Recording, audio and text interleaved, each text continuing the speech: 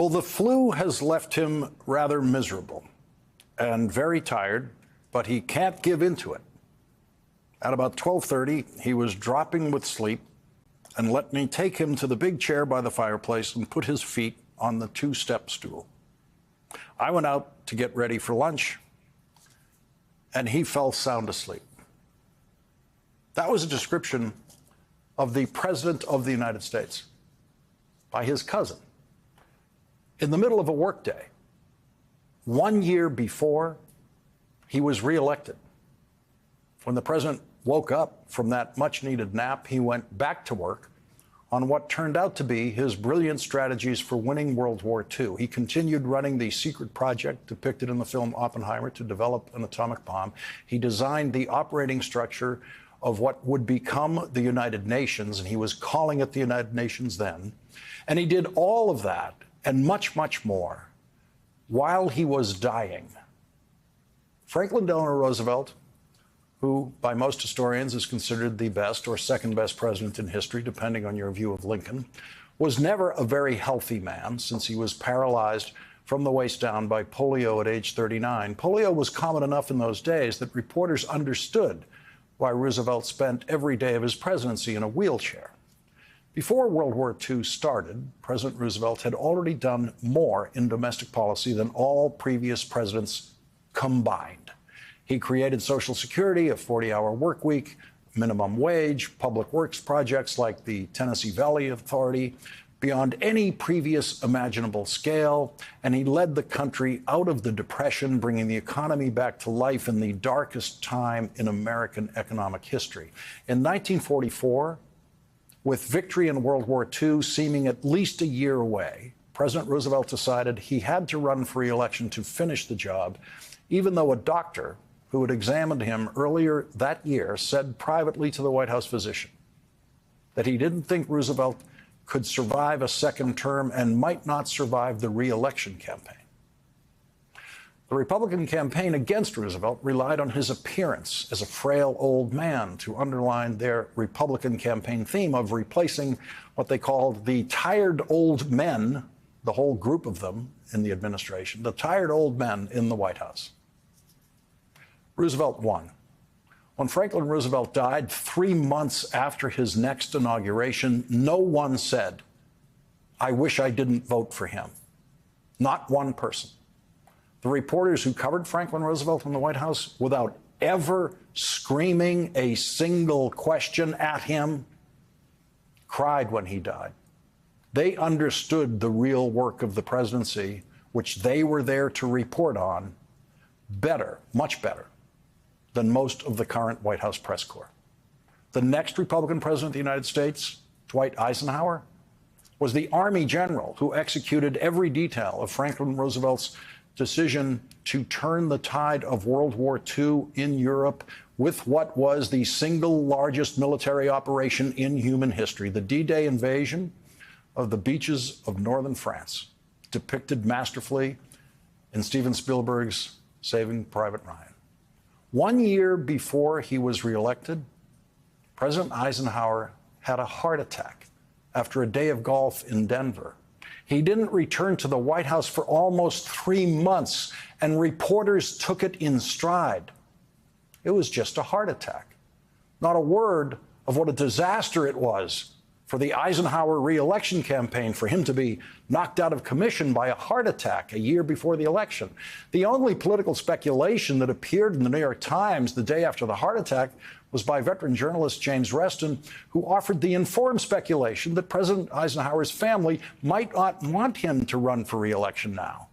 The political danger that Scotty Reston identified was the danger to the Republican Party if President Eisenhower didn't run for re-election, not if he did run for re-election. The conventional wisdom, as captured by Reston in the New York Times, was that Dwight Eisenhower was the only Republican who could win the next year.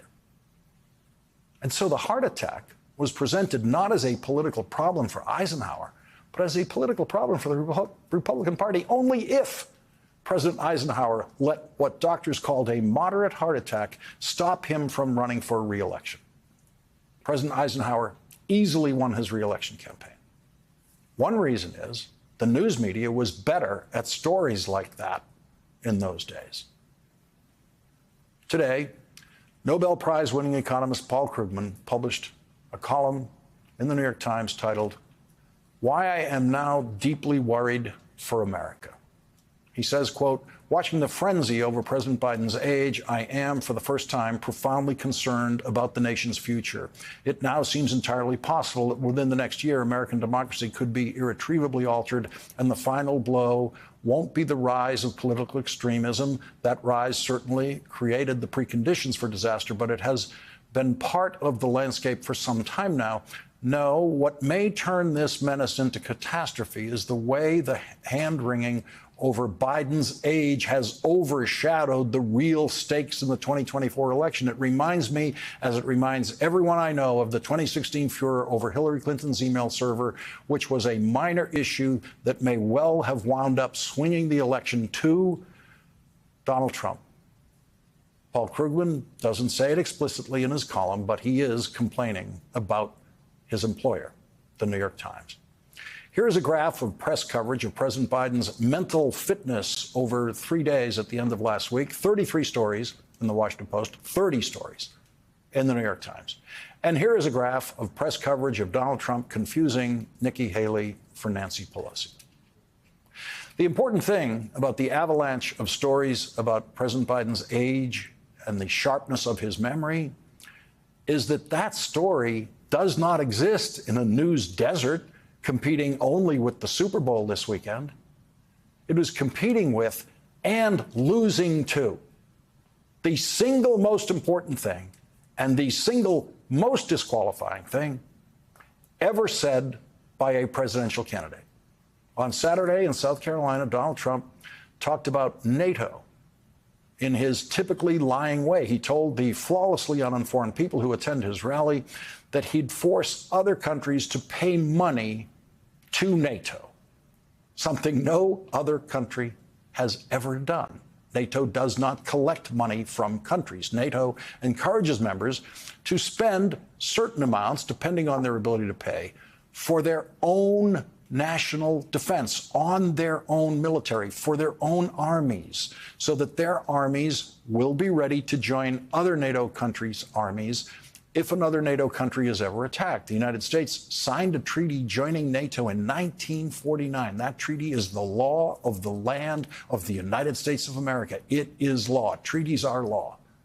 Donald Trump said on Saturday that while he was president, he promised to violate that law, to violate that treaty, and he made that promise to the unnamed president of another country.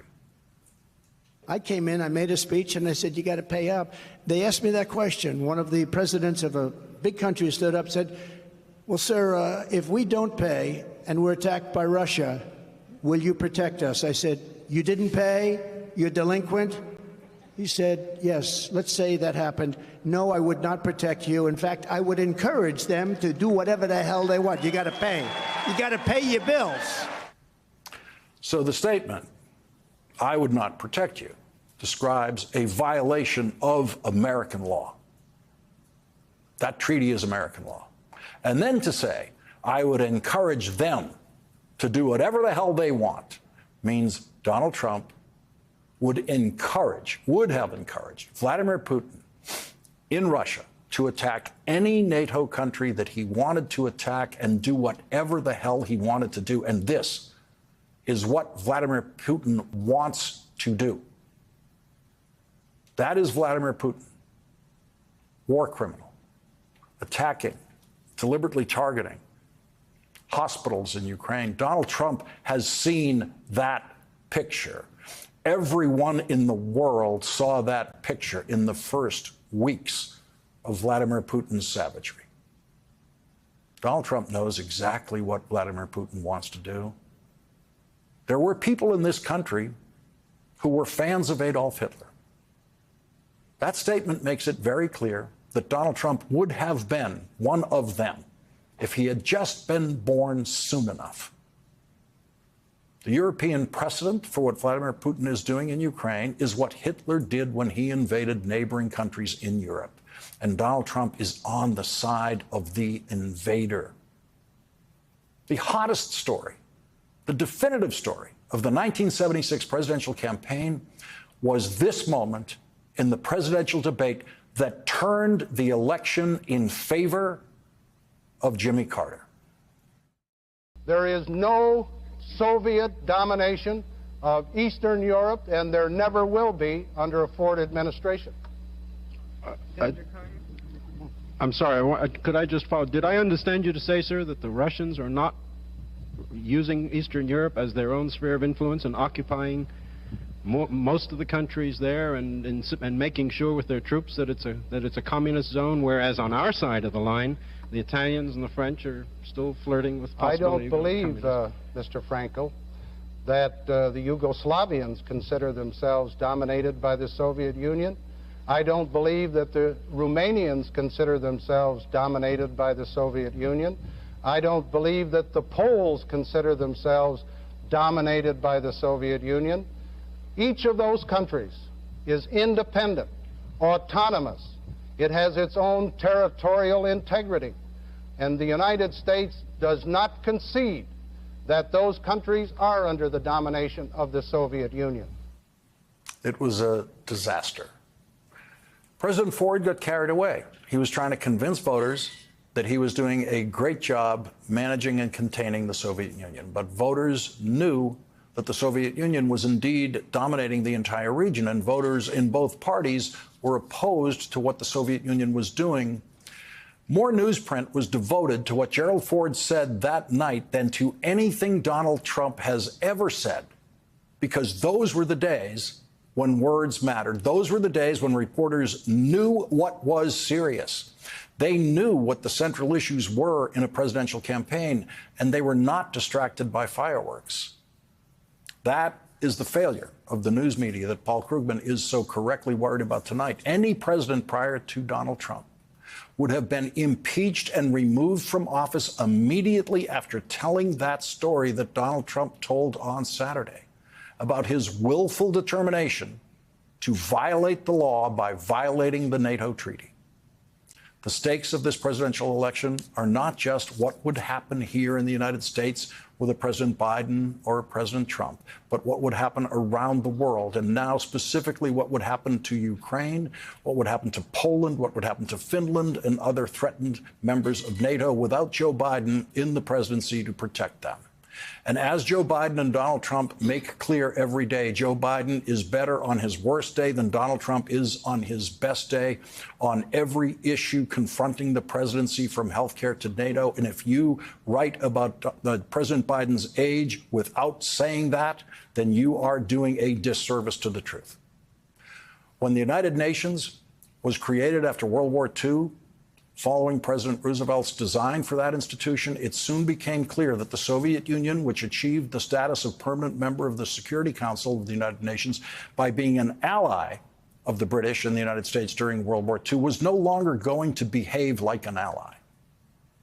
That a separate structure was needed to contain the kind of aggression in Europe that started World War II, aggression that could come from the Soviet Union. And so the North Atlantic Treaty Organization was born in 1949 and made law in the United States as a treaty. NATO is an extension of President Roosevelt's vision in building a permanent alliance to prevent European wars. One day before the 10th anniversary of Germany's surrender in World War II, President Eisenhower, on May 6, 1955, welcomed Germany as the newest member of NATO, 10 years after the troops under General Eisenhower's command forced Germany to surrender. Germany signed a treaty promising to defend the United States of America if the United States were attacked, or defend any other NATO country if that country were attacked.